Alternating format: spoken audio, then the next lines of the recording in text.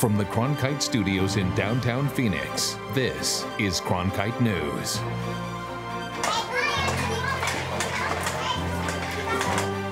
We take you to a women and children's migrant shelter in Tijuana, Mexico, to see firsthand what families go through as they wait for their asylum petitions to be processed in the United States.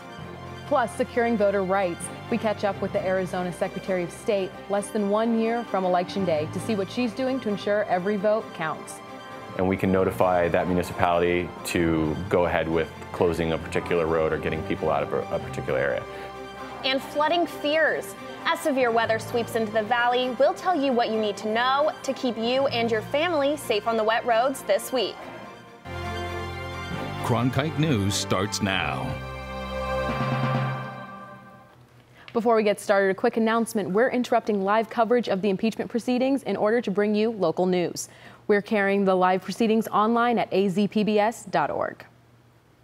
Good evening and welcome to Cronkite News. I'm Dari Yasmin. And I'm Madison LaBerge. Our big story tonight, migrant families seeking shelter at the southern border. Between October 2018 and September of 2019, Customs and Border Protection has seen an almost 350% increase with families being detained there.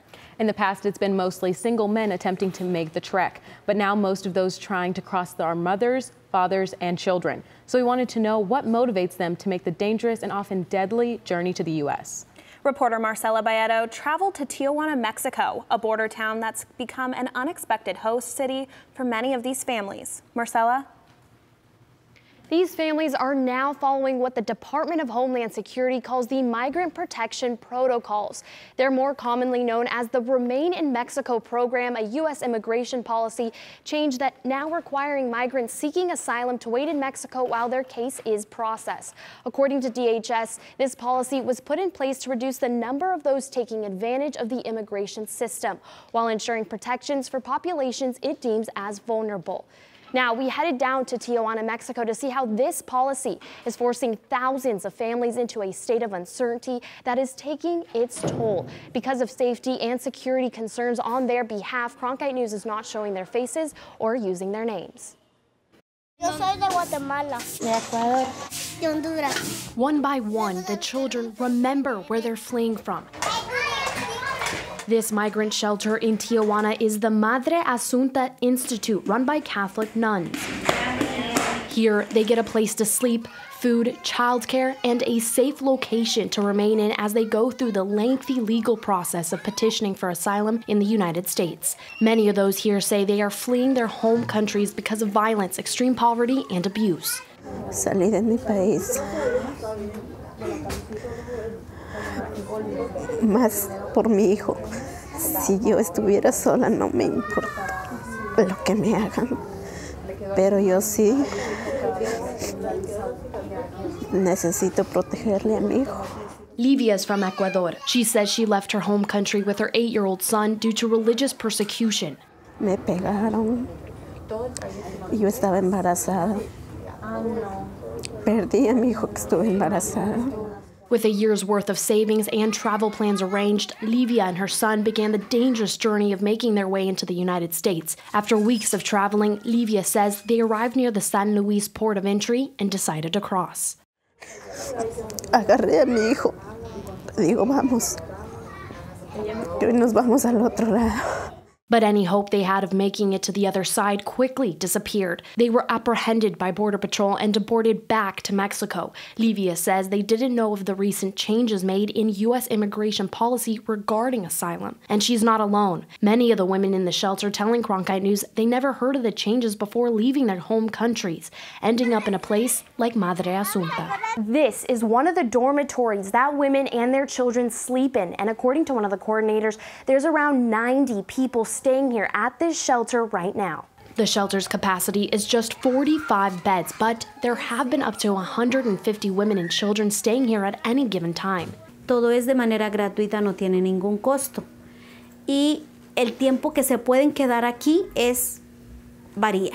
Tengo 17 días, me han tratado muy bien, se me dan las 3 comidas, habitación para dormir y ropa y calzado si necesitamos. The shelter is made up of a series of buildings connected via stairs and passageways. Stacks of clothes, suitcases, and supplies go from floor to ceiling, while each woman has a daily assigned chore. Dinner time usually consists of donated food. On this night, bean and bread sandwiches were served. The courtyard turns into a makeshift playground while still wet hand-washed clothes cover most of the railings.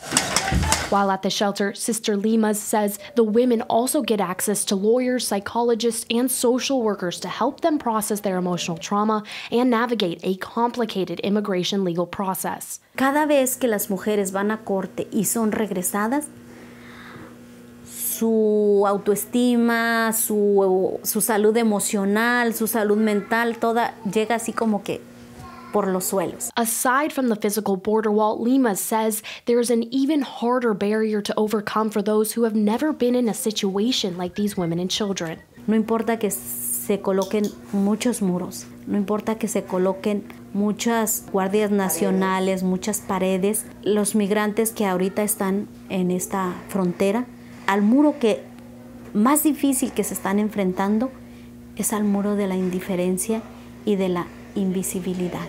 Desde que la primera vez me pegaron, él no está estudiando. Eso pensaba, decía, si puedo irme a otro país, mi hijo va a poder estudiar. Knowing what she knows now, Livia says she never would have left Ecuador, risking it all. Digo, ¿por qué tuve que hacer esto? Y me arrepiento que por qué me vine. While these families wait, the Trump administration is adding more asylum regulations and changes. Right now, they're looking at a new rule which would have migrants crossing through Guatemala, El Salvador, or Honduras first claim asylum in one of those countries before being able to seek asylum in the U.S. This is in addition to the already existing Remain in Mexico program and another policy that makes immigrants ineligible for asylum if they did not claim asylum in any of the countries they passed while on their way to the U.S. In the studio, Marcel Baedo, Cronkite News. And while thousands of families wait along the border, one local organization in Phoenix is denouncing the practice of separating children from their mothers and fathers.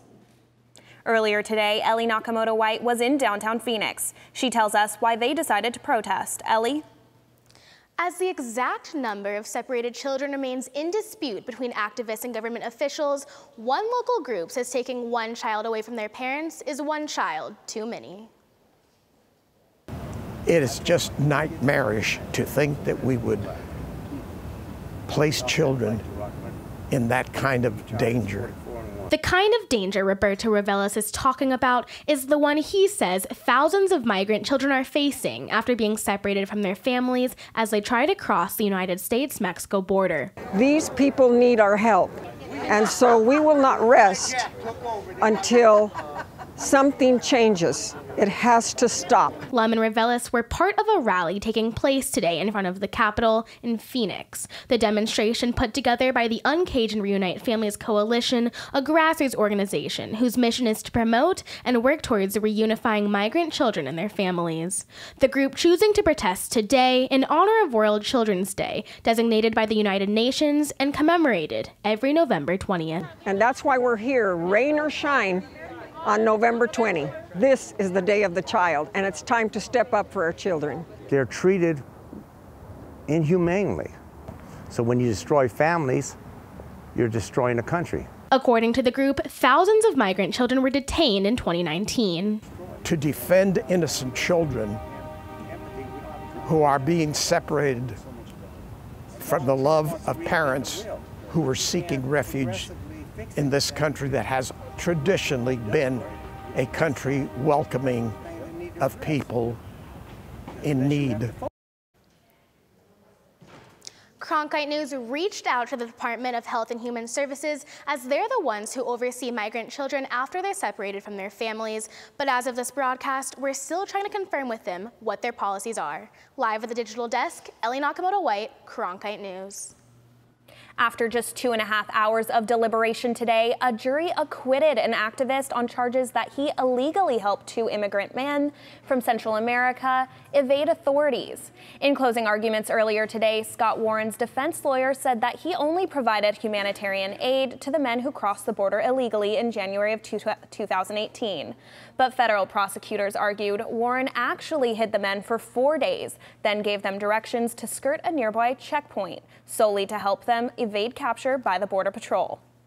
Our other big story today, wintry weather slamming the state. This is a live look from Snowbowl north of Flagstaff. The ski area ready to welcome its first visitors this Saturday. According to the National Weather Service, the rain of much Arizona is getting this week will change to a wintry mix down to 6,500 feet, and snow will accumulate above 7,000 feet. Back here in the valley, 3 elementary schools in Glendale closing for the day due to power outages caused by severe weather, and the rain isn't going anywhere soon. Flash flood watches will continue into the evening, with back-to-back storm systems expected to top all of monsoon 2019 when it comes to rain totals. Cronkite News reporter Jordan Evans joins us live from downtown Phoenix. Jordan, I see you have your umbrella in hand. Is it still raining out there? Yeah, Daria, we've let up on the rain here in downtown Phoenix just for a little bit, but the showers have kind of been off and on throughout the afternoon. But take a look behind me. Still see the dark clouds across the North Valley, and that is actually where the heaviest rain has fallen so far today. Take a look at video from North Phoenix earlier this morning. This is near the I-17 and Greenway, and take a look at this. Cars driving through what appears to be about 1 foot of water, which actually caused some of those vehicles to stall. Police had to actually close this intersection temporarily too until the water receded. As much as 2 inches fell in parts of the North Valley today, so I sat down with the Flood Control District of Maricopa County for their advice on how to stay safe on the roads. Don't drive through flooded washes.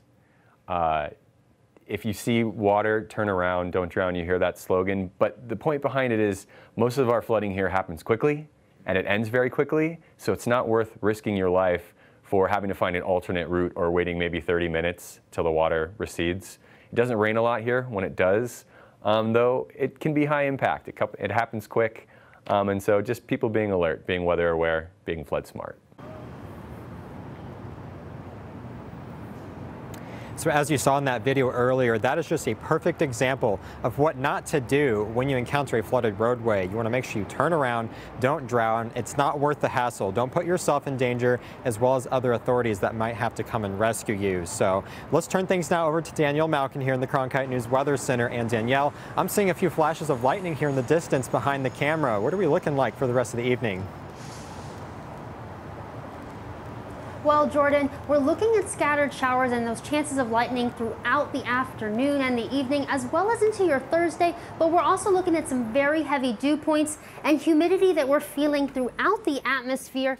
And you're probably feeling it right now. Something we don't really experience much here in Arizona is a muggy day. Our dew point right now in Phoenix, 55, 45 in Sedona, up in the high country, 41 is your dew point if you're in Page. How much rainfall have we observed today? New River, over 2 inches. They take the cake in our rainfall measurements. And if you see those large bodies of water and you're driving, you're making your commute home, remember, turn around, don't drown. Sky Harbor measured just under 1 inch of rain today. We should see more in the next 24 hours. Looking at our Doppler radar, we're looking at a flash flood warning coming through Avondale into Phoenix all the way through 6:30. And Doppler radar continues to show more rain and precipitation throughout and across the state. Later in Cronkite News, I'll have your full forecast and what you can expect for your weather weekend. Cronkite News wants to see what your rainy day looks like. Send us your photos and videos of today's storms, and you might just see them here air on TV. Coming up next on Cronkite News at 5, keeping our Arizona vote honest. When we come back, the push to create strong cybersecurity to prevent outside interference in elections. And an Arizona lawmaker looking to toughen up on vaping laws. Don't go away.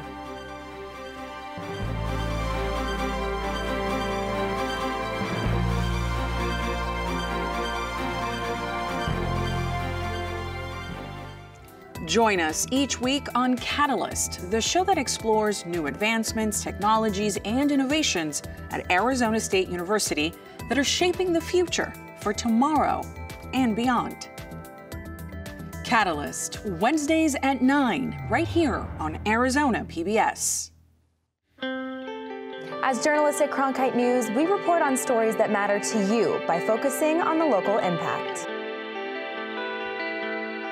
We dig deeper and work tirelessly to keep you informed. Live in Wickerburg. Live in Los Angeles. In Cleveland. In Washington. In Louisville. From Jerusalem. Live in Philadelphia. From around the world to right here in Phoenix. At Cronkite News, we report the facts and stick to the truth.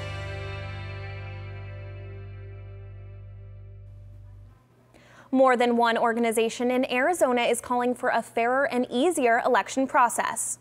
Reporter Andrew Christensen found out why the Arizona chapter of the National Council of Jewish Women has teamed up with the Secretary of State Katie Hobbs to ensure that every Arizonan's vote is counted.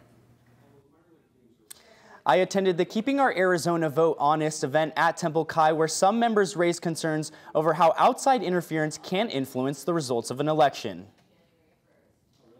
The National Council of Jewish Women Arizona welcomed guest speaker Secretary of State Katie Hobbs. She explained her administration has a close relationship with the FBI, Arizona Counterterrorism Information Center, and the Department of Emergency Management. Their goal, to create a strong cybersecurity to prevent outside interference in elections. Our office hosts monthly security meetings with all 15 counties where we discuss with officials the ways to increase voter security in their areas. And that has led to stronger collaboration between all the IT officials. Another issue that was presented, registered Democrats being the only ones who could vote in the primary, which Hobbs says is problematic when it comes to taxpayers' money and neglects independent voters. That's not something that we can solve really easily. And independents, especially in Arizona, are just a huge growing group of voters that are not organized by a party. And so I think we need to take a look at how we conduct that election in Arizona. An issue brought to attention by an audience member, making Election Day a holiday, which Hobbs says isn't a bad idea because it raises voters' awareness, but presents a key problem. If you think about holidays right now, Labor Day, Memorial Day, 4th of July, who's working on those holidays? Hourly workers, low-wage workers, people that already have a hard time getting to the polls to vote, and those people are going to have to work on Election Day too. However, some NCJWAZ members believe elections aren't unfair and that the election process is improving. We've had it pretty good. There were some problems, but I think they've worked on it. 2018 didn't seem to have the problems of 2016. We had a change in electing Katie Hobbs, which was a big change for us also. Also discuss the spread of misinformation on social media during elections and encourage people to share information from reputable sources. In the Media Center, Andrew Christensen, Cronkite News. Arizona Republican Senator Heather Carter says she'll take another shot at trying to convince the legislature to toughen up on smoking and vaping. She plans to introduce a new bill classifying vaping products as tobacco, limiting use to strictly outdoors. The bill would also raise the buying age of tobacco and vaping products from 18 to 21. Owners of vaping businesses claim that their products help people quit smoking. 2 tobacco bills were debated in the last session, but neither was approved. While some lawmakers are looking to be tough on vaping, others are looking to go easy on marijuana, calling the 1970s-era war on drugs a failure. A House committee today gave a preliminary approval to a bill that would decriminalize pot nationwide.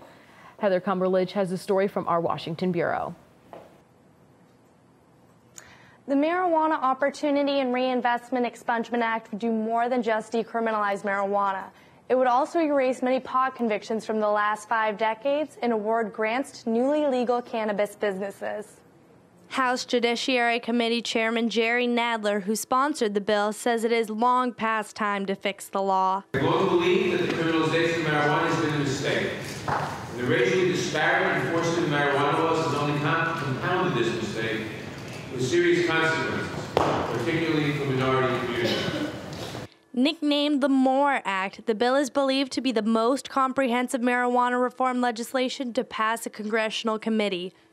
It would remove cannabis from the DEA's list of Schedule I narcotics and expunge marijuana convictions as far back as 1971, when President Nixon started the war on drugs. The bill would also direct investment into those communities that were hit hard by the war on drugs, primarily minority communities. Republicans on the committee complained that the bill was being shoved through with little opportunity for debate or amendment. Change, or do you want some more rhetoric? And if you want rhetoric, you get it. If you want change, then we actually need to have a process in which we actually put everything out, take this bill, and actually talk about it. The bill also includes a tax on cannabis products that would be used to fund job training, prisoner re-entry services, as well as literacy and substance abuse treatment programs. Congressman Ken Buck of Colorado warned that the bill was too big to get through the Senate. He called for it to be scaled back. The nice thing about the Senate is they will do nothing. Very efficient, but they will do nothing. And when it comes to a bill like this, they will not address it. I would love to work with the chair. I'd love to have my staff work with the Judiciary Committee staff on at least moving some parts of this marijuana issue. The bill has 57 co-sponsors, including Arizona Democratic Representatives Raul Grijalva of Tucson and Ruben Gallego of Phoenix. It passed the committee easily on a largely partisan 24-10 vote. The Arizona Democrat Greg Stanton voting for it and Arizona Republican Debbie Lesko voting against it. Louisiana Democratic Representative Cedric Richmond called it an important first step. Those of us that were in those communities when the failed war on drugs started, we know the damage that was done. And we know that the many collateral consequences that people face because of it. No floor vote has been scheduled, but lawmakers on the committee said they expect the MORE Act will pass the Democrat-controlled House by a largely partisan vote. But it faces a much tougher road in the Senate. In Washington, Heather Cumberledge, Cronkite News.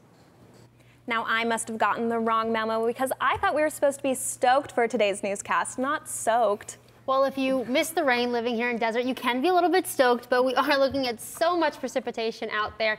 First things first, we're going to look at our Doppler radar, and we are looking at a flash flood warning for our friends and viewers in Gila and Yavapai County. We're seeing all of that precipitation make its way up across the state of Arizona right now. What can you expect for the rest of the week? Well, folks, we are going to have a lot more rain in our future. Starting out Thursday morning around 8 a.m., 60% chance of rain. Your high is 57 degrees. So if you're getting the kids up and on the bus to school, you're going to need to send them with a raincoat and probably an umbrella for yourself for your commute to work.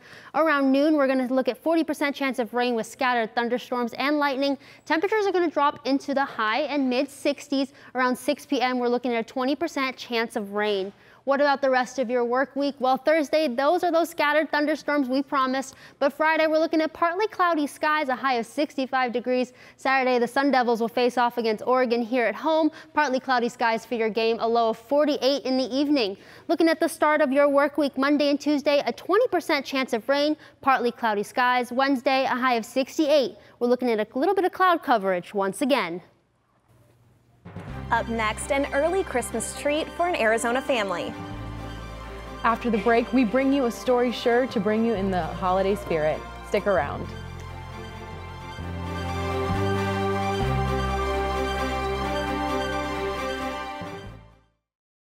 By the year 2050, there will be more plastic in the ocean than fish. Before Professor Halden, I had an insane amount of passion, but I almost felt helpless because I didn't know how to use it. Professor Halden gave me a chance to make a difference. Being at a place like ASU allows you to take these big leaps. Ultimately, the biggest problems in the world cannot be solved alone. Welcome to another edition of Cronkite Sports Now. I'm Taylor Rocha. Let's talk sports. For the latest on local sports and beyond, we've got you covered. Let's do this thing. We challenge reporters to go beyond, a game story. We want stories with depth. It's just a crucial step from the college experience into the professional experience while you're still in school. At Cronkite Sports Now, watch the journalists of tomorrow cover sports today.